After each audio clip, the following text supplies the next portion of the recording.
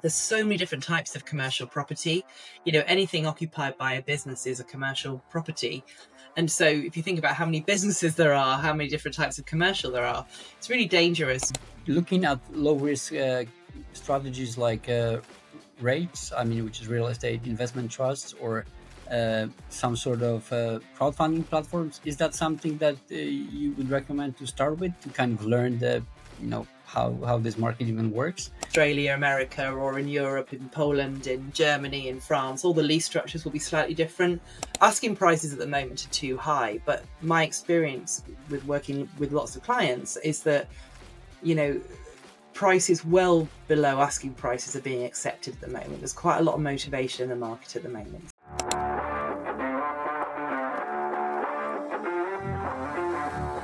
Witam Was serdecznie w Super Deal, podcaście poświęconym przede wszystkim inwestowaniu w nieruchomości, ale także szeroko pojętemu biznesowi i sukcesowi życiowemu. W naszym programie gościć będziemy najlepszych inwestorów, fliperów, deweloperów, którzy dzielić się będą z Wami prostymi wskazówkami, które pomogą Wam również lepiej inwestować i szybciej osiągnąć wymarzony sukces zawodowy i życiowy. Dziękuję wszystkim, którzy nas słuchają, subskrybują i wspierają oraz przekazują dalej informacje o naszym podcaście. Ja nazywam się Robert Kuliga i zapraszam Was na kolejny odcinek. Mam nadzieję, że Wam się spodoba.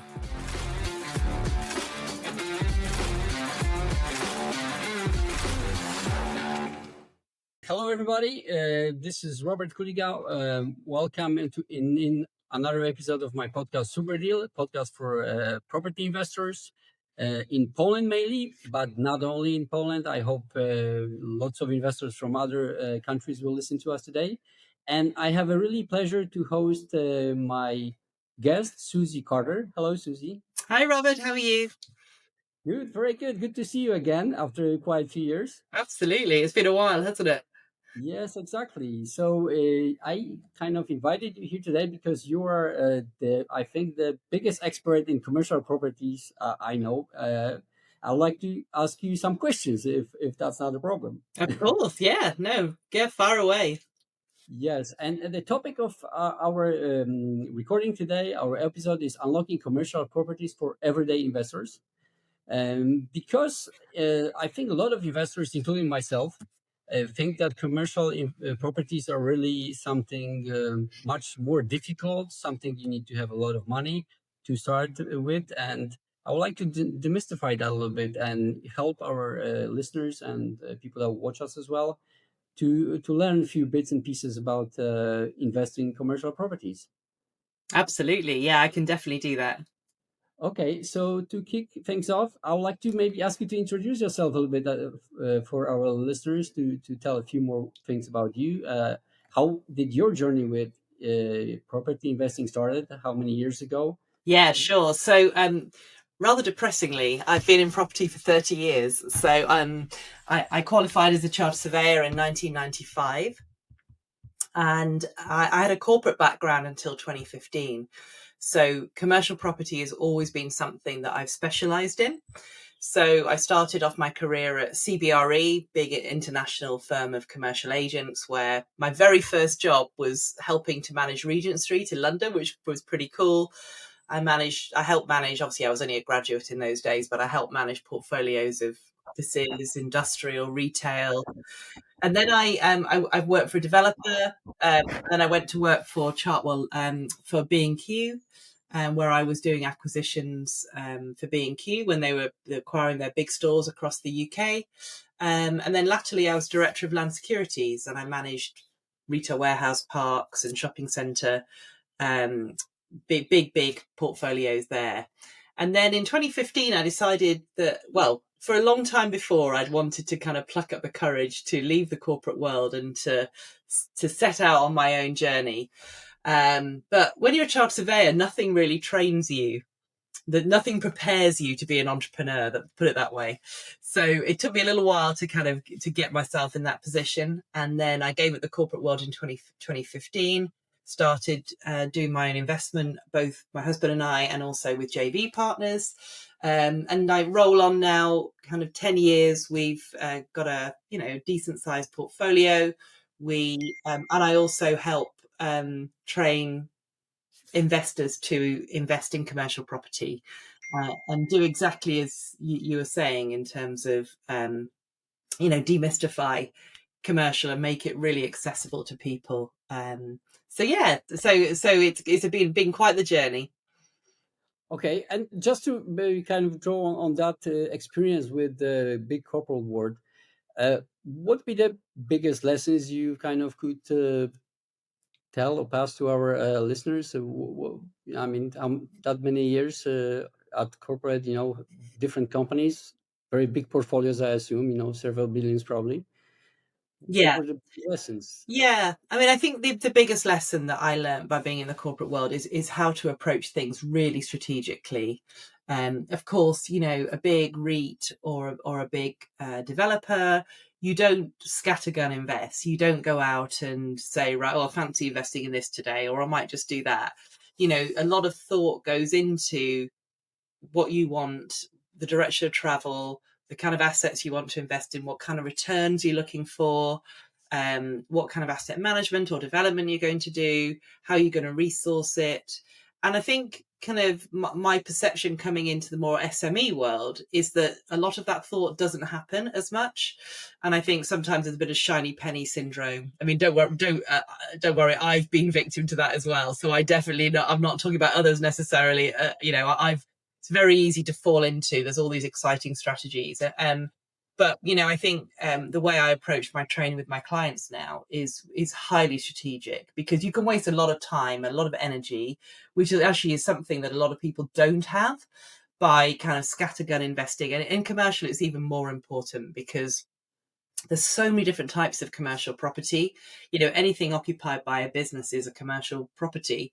And so if you think about how many businesses there are, how many different types of commercial there are, it's really dangerous to be too scattergun, because you can not find the best deals because you're not kind of going deep into market. So I think that's probably the biggest lesson that I learned was being highly strategic. Obviously, I got exposed to I used to manage a portfolio of like 2.7 billion. So, massive transactions.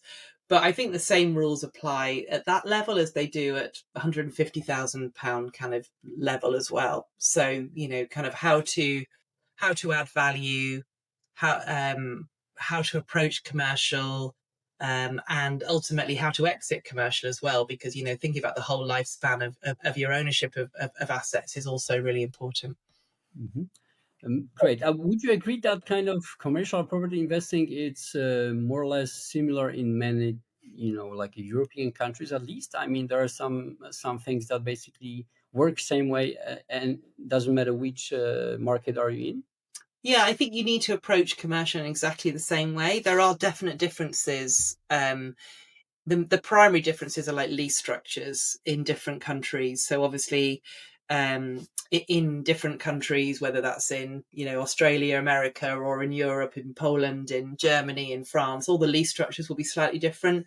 The markets obviously perform differently. So this is why I kind of always advocate niching, because you get to know your market really, really well. But ultimately, the one thing that governs all of commercial property, no matter what country you're in, is supply and demand. It's location, which will govern the tenant demand, the type of property you're investing in. And so understanding which tenants there are for properties is really the most fundamental skill you need. Obviously, there's loads of other things you can layer on top of it, like returns and, all that kind of stuff. But ultimately, that one rule applies everywhere, albeit lease structures and, ways to finance commercial and things will be different. Mm-hmm. And you've mentioned that you moved from corporate world, I think, in 2015, I believe.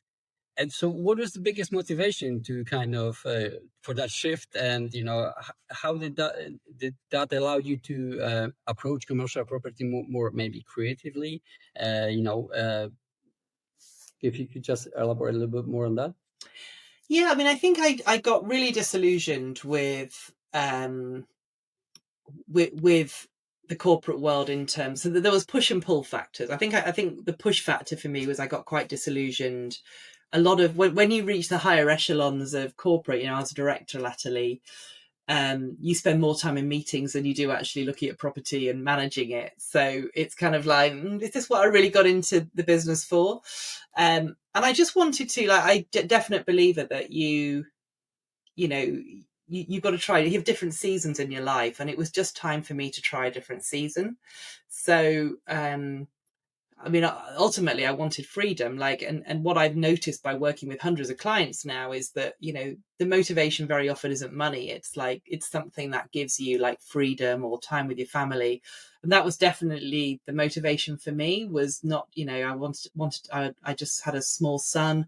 I had another one on the way when I left the corporate world. So I wanted to have more time with my family. I wanted not to be leaving home at 6 a.m. and getting home at 8 p.m. kind of thing.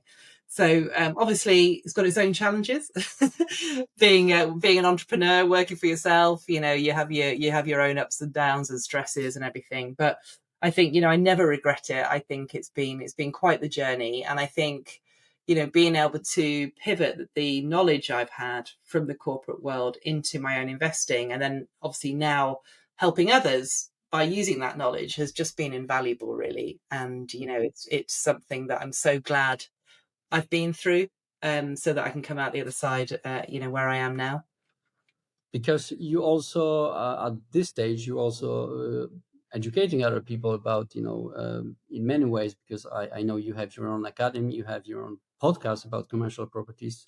So you are sharing this experience with others, right? That's right. Yeah. So I think it's called the Commercial Property Podcast, very creatively. So that's now on its like 42nd episode. So that's great. I run the Commercial Property Academy, so I help investors. I have various programs. I help investors move into commercial. And my motivation for setting that up was that I saw there was a lot of misunderstanding of commercial, especially amongst resi investors. And there was a lot of people teaching commercial, but I didn't think they really knew what they were talking about. And so I was like, okay, so I've been doing this for a very long time. I can add some real value here, which is hopefully what I'm doing. Okay. So going now to actually this commercial investing for, I would say, everyday investor,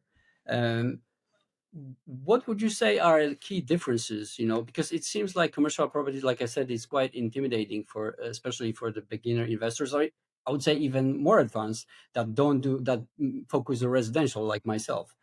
And maybe you would like to diversify a little bit and see that as an opportunity. See quite a few buildings around, many commercial, like logistic ones, warehouses, different ones.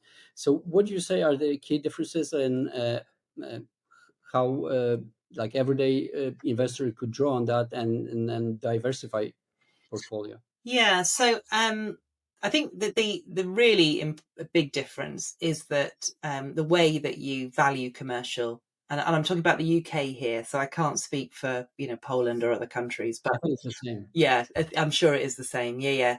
So it's a way you value portfolios, commercials compared to resi. So obviously, if you've got a residential property, you have a bricks and mortar valuation. So you have comparable evidence of other houses effectively, and the name of the game is to make it look good. New kitchen, new bathroom, maybe extend it so it's a bit bigger. And then, you'll compare favorably against the comparables. Whereas in commercial, the name of the game is, where we value commercial is to apply a multiplier to the rent. So you don't actually very often need to do physical works to commercial property. The only reason you'd actually do physical works to commercial is if you wanted to reconfigure space because it was more attractive to commercial tenants, like businesses, or whether you just need to put a lick of paint just to let it. And so the name of the game really is to increase the rent, is to have a long lease and have a great commercial tenant. And so it's all about this multiplier. It's all about the risk around the property, and you can mitigate that by having long leases, great tenants that paying good rents. So the way we add value to commercial is very, very different than in residential. So we come at it from we buy a vacant property and get it let. We add value for that. We don't even need to do any works to it, but we can add value. We might have a property with a really short lease, and you can add value just by extending that lease, by doing a lease renewal or whatever. So if you buy a property and there's 6 months left on the lease, and then you put a new 5-year lease in place, that's less risky. You're securing that rent for longer. And so your valuation will go up. So the way we do our asset management, the way we approach it is very, very different. It's not harder. It's not more difficult. It's just different. And so it's just about getting that knowledge. If you look at any type of strategy, if you don't understand it, it can be quite intimidating. But once you really get your eye into commercial, you can spot these opportunities. And, I think kind of it might not seem it if you haven't done commercial before, but it almost is more straightforward than resi, because, you can niche in a certain sector or location where you really start to understand it. And that means that you can have some, real value. And sometimes it's not hard. Recently, a client of mine bought an office building, and there was a break clause in the lease of the main tenant. What that means is that they could walk away, they could operate a break clause, and they could just walk away from their lease.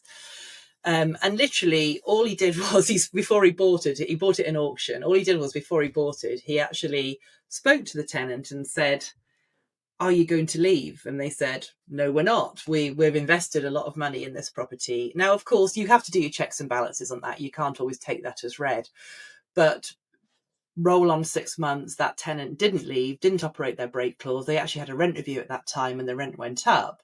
And so he bought it for 950. He got a valuation of 1.2 million, and he did nothing, literally nothing, because he got more security of that lease. So, it's just a really different way of looking at things. And I know that can be a bit intimidating if you're not used to it, but it genuinely is pretty straightforward. And of course, all the benefits that come with commercial is that you get longer leases. So, you're not tied into a 6-month assured short-hold tenancy. I know that's all changing soon. But you've probably got like a 3 to 5 year lease, depending on the type of property, or maybe even longer, 10, 15 year lease on some types of property.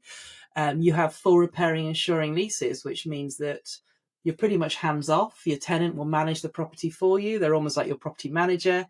And you don't need to deduct voids or maintenance off your gross rent. So also, I don't think it's like a low-hanging fruit. Certainly in the UK, there's been a lot of landlord bashing by government and the newspapers and everything for residential landlords, and we just don't see that in commercial, because it's not got that emotional type feeling about it. It's just business at the end of the day. It's business dealing with business. And so I think that there's much less emotion in the commercial world, which means that hopefully, touch wood, there'll be less, it's very regulated already, but the less knee-jerk type regulation in the sector. Mm-hmm. And what would you say are accessible for entry investor points, or options to invest in commercial properties, retail units, offices, more like industrial spaces? What would you say? What would you encourage investors to look for when they start? Yeah, so annoyingly, I always answer that question with "it depends," because it very much does depend on kind of what you want to get out of commercial, whether you want to park money or whether you want to add value or whatever it might be. But assuming you want to add value, and assuming you're kind of an SME investor who probably got below $1 million to invest, or maybe even below 500,000, then the benefit of working with hundreds of different clients and also investing myself is I understand the strategies that are working, and also, really importantly, the strategies where you can get really great commercial finance as well. So things that are working really well at the moment, it works in every climate, is basically buying at the right price. And that might seem ridiculous, because of course you want to buy at the right price, but asking prices at the moment are too high. But my experience with working with lots of clients is that, prices well below asking prices are being accepted at the moment. There's quite a lot of motivation in the market at the moment. So, I think the number one lesson I've learned from 30 years in real estate is if you buy at the right price, you're going to make money from a deal. So buying at the right price is super important. And then obviously, something that works in every climate is like I said to you before, is buying maybe vacant property and getting it let or extending a lease. So doing just basic asset management like that in commercial works really well. Strategies that are working really well at the moment are mixed use properties, where you might have some residential on the uppers. And just as a note, I'm not talking about converting commercial into resi. I'm talking about actually existing residential. And so where there's maybe multiple flats above, then doing title splits, asset management, refinancing. If that's a financing play, just financing, title splitting and financing on different finance can work really, really well. Also multi-let works really well, and that's really that's quite straightforward to finance as well, because straightforward as anything is, but banks really like multi-let space because it mitigates their risk as well as yours. Like if half the tenants leave, you'll probably still be able to pay the mortgage rather than not being able to. So multi-let space is working really well. Some offices, but maybe some things like that, right? Yeah. I mean, there's a lot of secondary office space on the market at really good prices at the moment, and again, it can scare you away because you're like, what the heck do I do with that? Because obviously, because of working patterns have changed. But if you can find office space where there's demand for smaller suites, you can carve it up into smaller space, and not just SME office tenants will take it, but also beauty salons and chiropractors and physios. That can work really well. It can also work really, really well in industrial. Some clients of mine are absolutely smashing it in the northern, in the northern part of England, because they're basically taking commercial space, which is large space. There's not much tenant demand for it, and they're carving it up into smaller units, and they're basically doubling the rents and doubling the capital values as a result. It doesn't work. These strategies don't work everywhere, but that they're really nice. I mean, there's certain types of property that I think you'd steer well away from at the moment. And it really is all about supply and demand. It's all about making sure that you understand if there's tenant demand for something, and then, kind of making sure that you can get it let, etc. And what are, if you could say, three kind of easiest way to find out if there is a demand for commercial properties? I mean, are certain websites you check it? What tools are you using? For example, if you invest in the UK. Yeah, so I think the first thing is that we all love to be, and me included, I love to do desktop research. There's all these wonderful prop tech tools, aren't there, that we all have, like Nimbus and Searchland, and there's CoStar in the commercial world, and all kinds of things. But ultimately, getting out and looking at locations is really, really valuable, because you can look at how many letting boards there are. You can understand kind of, for example, retail, where the main pitches of the town, where the most footfall is, so there's so many different benefits of just getting out there and having a look. Yeah, you can look at the portals. So you can look at all the online portals where they're advertising space to let, and see what kind of space is on the market, the size. Is it saturated? Are there very few on the market? But your best friend, and you need to make best friends of them, is our commercial agents. They sometimes aren't the most accessible. Especially if they don't know you, they might not call you back, or you might get really frustrated. But this is one area where you really need to persist in commercial, because once you've got the trust of a commercial agent, and obviously you get that by having credibility, doing what you say you're going to do, ultimately buying properties through them, then they can give you loads of intelligence, because local agents, they were probably doing the bulk of the deals locally. They understand what's working. So yeah, kind of make them your best friend if you can. And you mentioned, I think, like 500K mark, but is it possible to do something even with less money, like something comparable to like rent to rent in residential? Can you do that as well in commercial?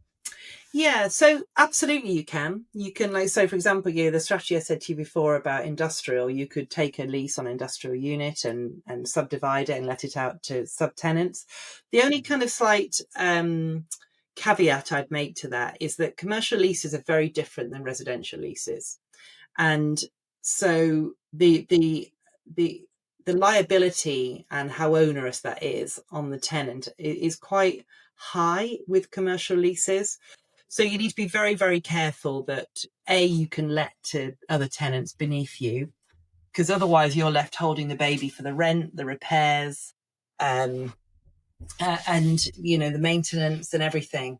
So it's really, and you're tied into a relatively long lease length as well. It's not like it's just a 6-month AST that you can get out of. So I always kind of say to my clients, like, just have a note of caution on rent to rent in commercial. You can absolutely do it, and some people do it really successfully, but you just need to be really well advised with it. I mean, I think you can, if you don't pursue the rent to rent strategy, you can definitely buy commercial for the same price as residential. You don't have to do multi-million-pound deals or £500,000 deals. The minimum you can really get commercial finance for in the UK is about 150,000, because banks obviously have to go through the same due diligence process for £1 million deal as they do for 150. So that's kind of the minimum that you need. But obviously you can do joint ventures, you can bring investors in. You can also use your SAS, which is your self-administered pension scheme in the UK. You can't invest in residential with a SAS or a SIP, but you can invest in commercial property. So if you happen to have a UK pension, then you can invest in commercial property and you can lend that money to yourself. So lots of different ways that you can fund the deals. Mm-hmm. Great.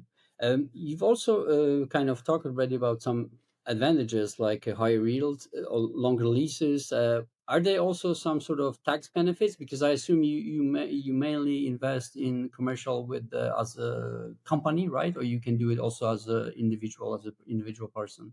Yeah, you can do it either or in an LLP structure as well. So you don't have the Section 24.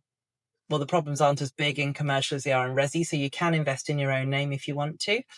I mean, I think there's a lot of tax advantages that people aren't aware of. And again, I'm going to talk about the UK, but, the stamp duty regime is a lot lower for commercial property than it is for resi. It's a stepped regime in stamp duty. And if you're buying a mixed use property, then it will be, some commercial, some residential, then it will be classed on commercial rates. So commercial stamp duty rates are a lot better. The other one, which is a real biggie, that I think HMRC's own figures say that 96% of people haven't claimed their capital allowances. And capital allowances in the UK is basically, it's a benefit to businesses when they invest in plant and machinery. And you could have a little bit for structure as well, but it's mainly, the way I like to describe it is if you kind of literally tipped a building upside down and shook it, it's all the stuff that doesn't fall out, basically. So it is integral to the property, and there's a high proportion of commercial landlords that just don't claim them, because you can get this as a massive benefit. It basically is a tax reduction over kind of 5 years. And so if you haven't claimed your capital allowances, I would encourage everyone to go out and do it. And if you're buying a commercial property, then you can also claim capital allowances done by the previous owner, which is great. And then the other thing is that quite a lot of commercial property is opted to VAT. So now I think a lot of people look at that and think, oh, well, I've got to pay VAT on the purchase price, but there's lots of ways you can mitigate that. So you don't need to worry about that too much. But obviously the real benefit is that if you're doing any work to the property, your VAT on legal fees and consultants fees, you can claim those all back if you opt your company to tax. So yeah, there's lots of tax benefits actually. And, it's very logical if you think about why the government's given all these tax benefits for commercial. It's because it's businesses. And so therefore, they're not in the business of penalizing business. They want to encourage business to invest in their properties so that they can, kind of have some longevity. And speaking of that, obviously you had some government change in UK. how did that, did that in any way impacted the commercial property investing in the good or bad way?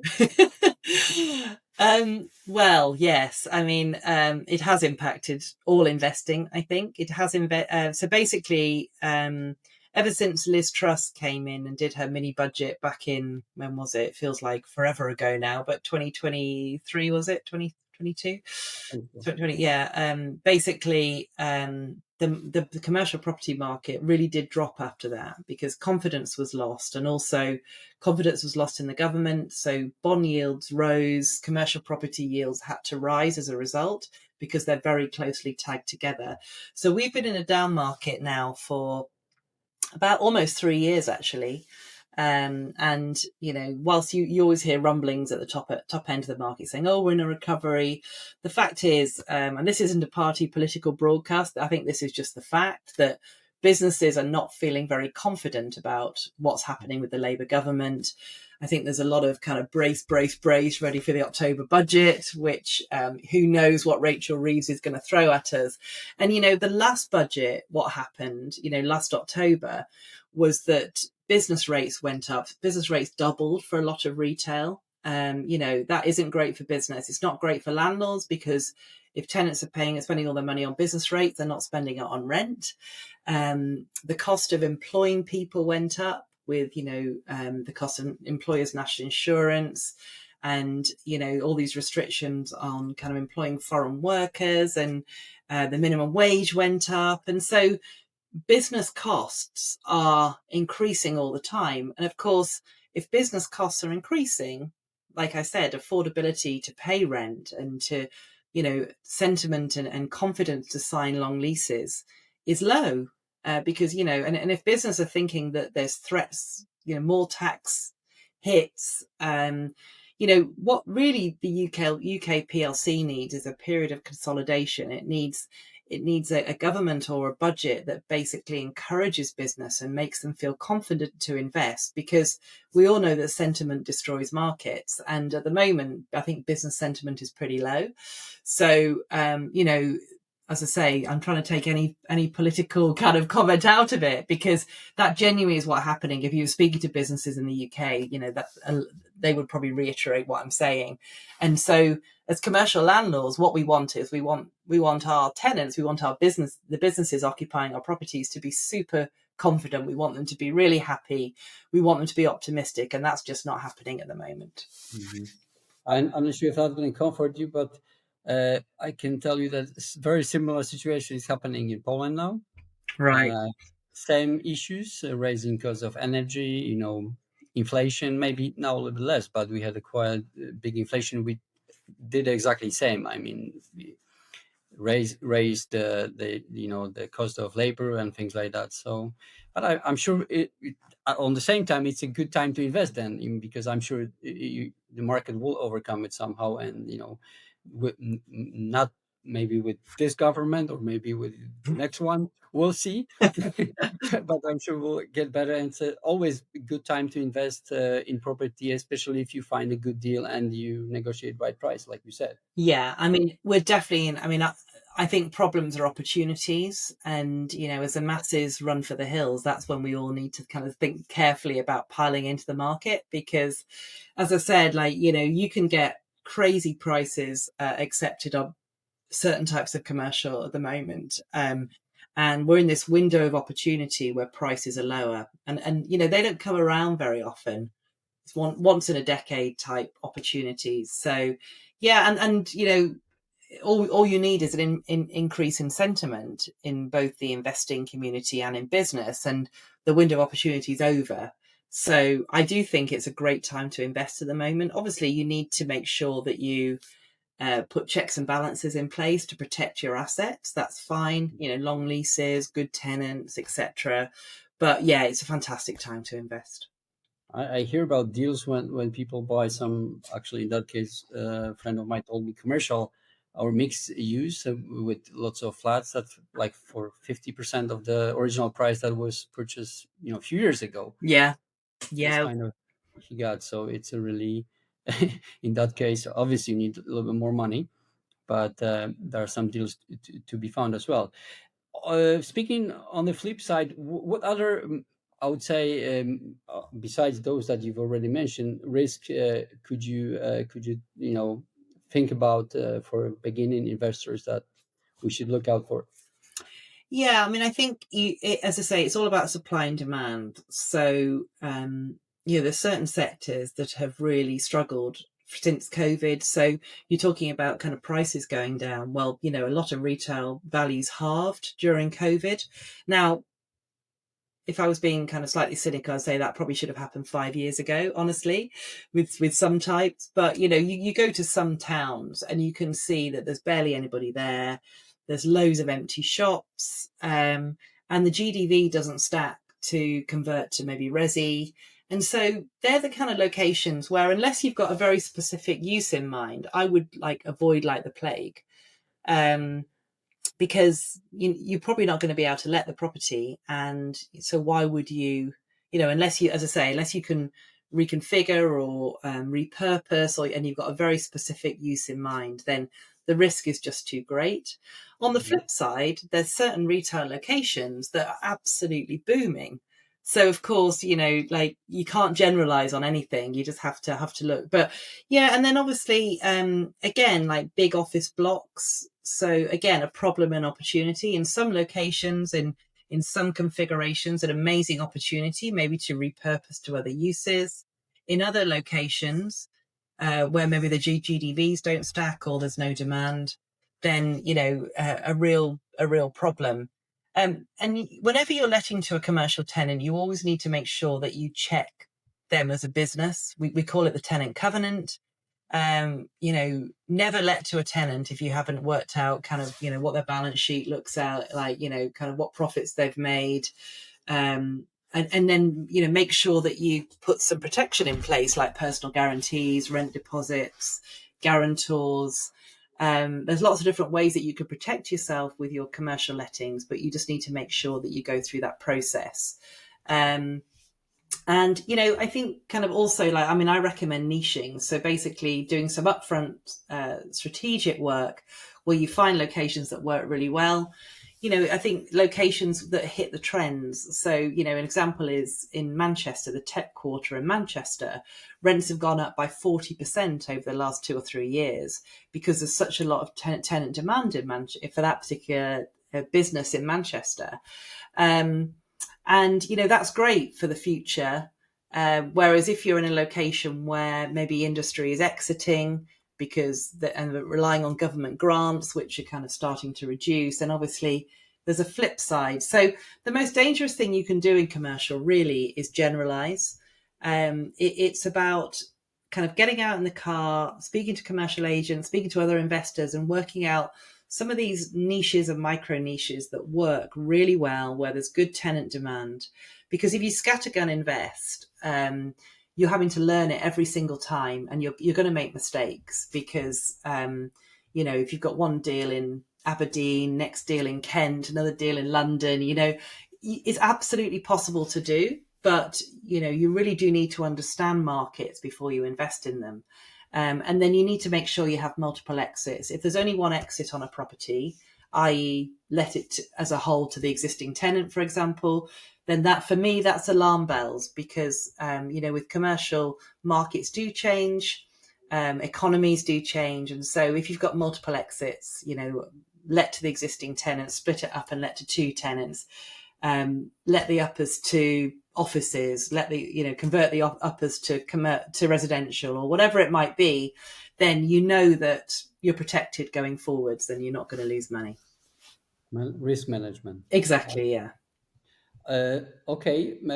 And speaking of that, and can you recommend or you think about any hotspots in UK currently that you think are undiscovered yet or might be, hotspots in the future? Well, there can be really small locations that just work really well. I mean, even like a small parade of shops that are just never empty, that they could work on that kind of scale.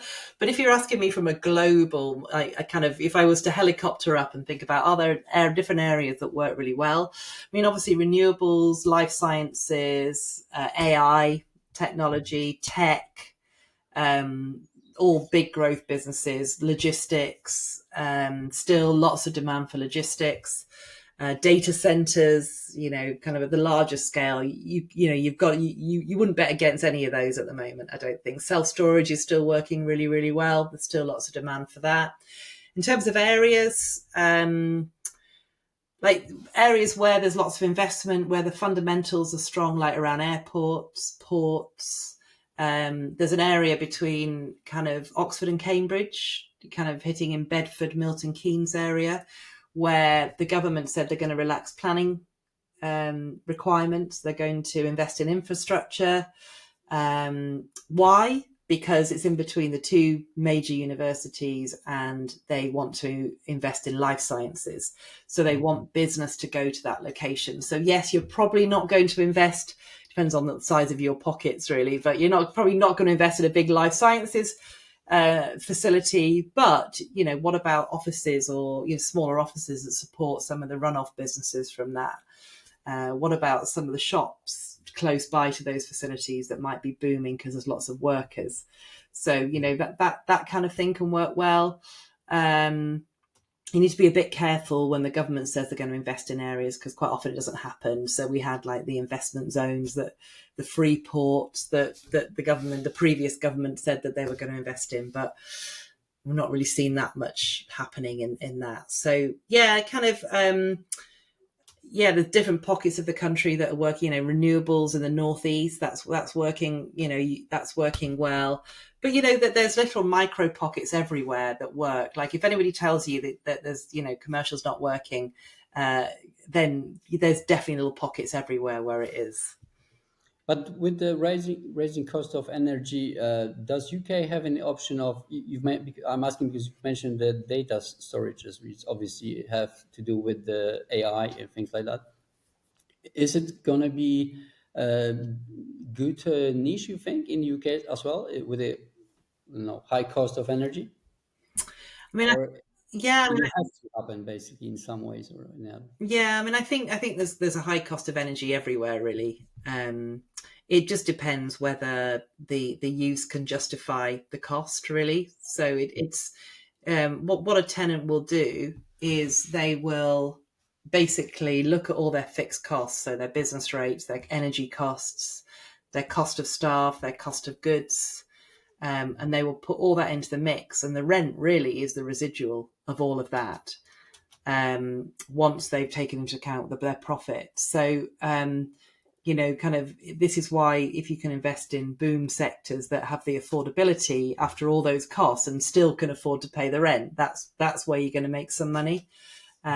So how well a business is going to trade from a certain location, the scarcity of those type of things. Like data centers, they're not ubiquitous because they have to be near the grid to get electricity, because they've got such big electricity requirements.